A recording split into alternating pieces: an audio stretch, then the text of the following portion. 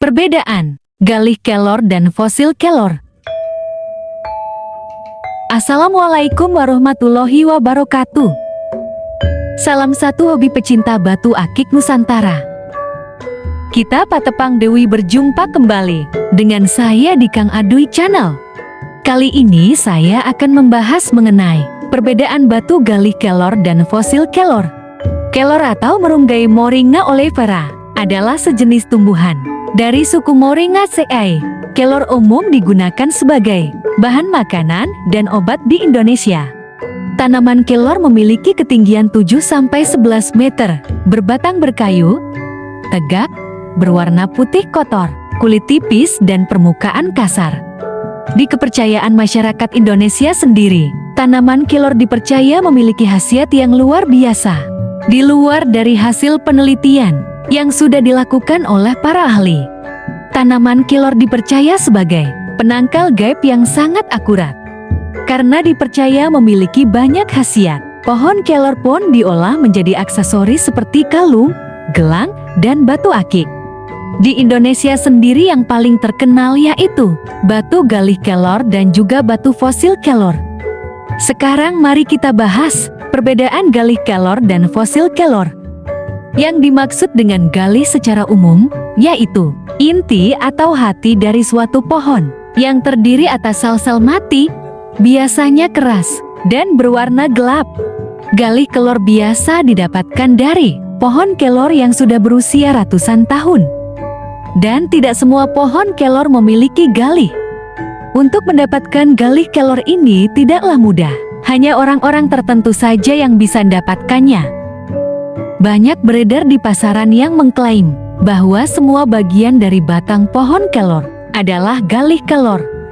Padahal seperti yang sudah dijelaskan sebelumnya, galih kelor itu adalah inti atau hati dari pohon kelor. Biasanya didapatkan di bagian paling tengah dari batang pohon kelor, berwarna lebih gelap dan lebih keras daripada bagian luar batang pohon kelor tersebut. Kesimpulannya bahwa galih kelor itu masih berupa kayu dengan kekerasan dan berat yang melebihi dari kayu kelor pada umumnya. Sehingga bila dicelupkan ke dalam air, maka galih kelor biasanya akan tenggelam bila dibandingkan dengan batang kelor bagian luar yang akan terapung saat dicelupkan ke dalam air. Sementara itu berbeda dengan fosil kelor, yang mana fosil ini merupakan kayu yang sudah membatu. Fosil kayu yang membatu adalah sejenis fosil, yaitu fosil kayu di mana semua bahan organiknya telah digantikan oleh mineral, biasanya sejenis silikat, seperti quartz, dengan struktur kayu tetap terjaga. Proses fosil terjadi di bawah tanah, ketika kayu terkubur di bawah lapisan sedimen. Air yang banyak mengandung mineral masuk ke dalam sel-sel tanaman, dan sementara lignin dan selulosa membusuk, mereka digantikan oleh batu. Tidak heran kalau fosil kayu banyak didapatkan di dalam tanah, karena memang proses pembentukannya berada di dalam tanah. Ciri yang sangat mendasar dari fosil-fosil kayu yang berada di dalam dan pinggiran sungai, lebih keras dan bahkan bagian-bagian kulitnya sudah tidak terdapat kapur, seolah-olah sudah ada proses pemolasan oleh manusia. Ini terjadi karena adanya gesekan-gesekan antara fosil kayu dengan pasir dan batuan lainnya yang berada di dalam sungai selama jutaan tahun lamanya. Berbeda dengan fosil kayu yang sebagian diantaranya masih berlapiskan kapur, tetapi motif dan warna dalamnya lebih menarik daripada fosil-fosil yang berada di dalam dan pinggir sungai. Bahkan sebagian dari fosil kayu yang terdapat di dalam tanah, ada yang sudah mengkristal dengan kandungan air yang sangat tinggi.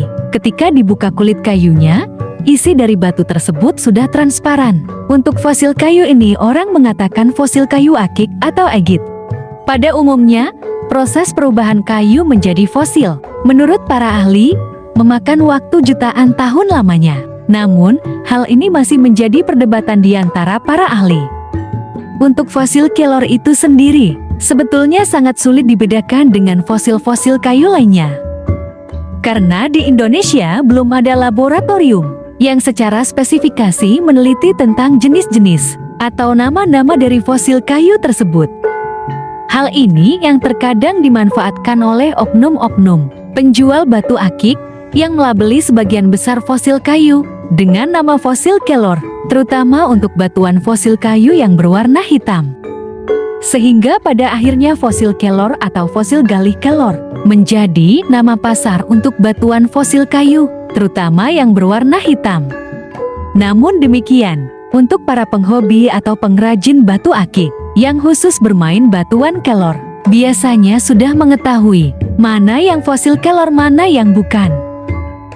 Hal itu dapat dipelajari dari berbagai referensi mengenai ciri-ciri batu fosil kelor asli, seperti dari kemiripan serat fosil kelor dengan batang pohon kelor yang masih hidup.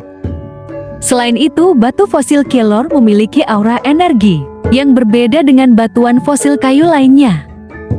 Nah, demikian sedikit penjelasan mengenai perbedaan batu galih kelor dengan fosil kelor. Semoga bisa menambah sedikit referensi bagi para pecinta akik Nusantara, khususnya galih kelor dan fosil kelor, agar tidak salah memilih ketika hendak transaksi jual beli batu galih kelor dan fosil kelor tersebut. Semoga kita semua selalu diberi kesehatan, dilapangkan rezeki, dan dimudahkan dalam segala urusan. Jangan lupa like, bagikan, dan subscribe jika informasi ini bermanfaat bagi para pecinta batu akik Nusantara, khususnya batu galih kelor dan fosil kelor. Salam satu hobi, semoga perbatuan Nusantara bisa booming kembali.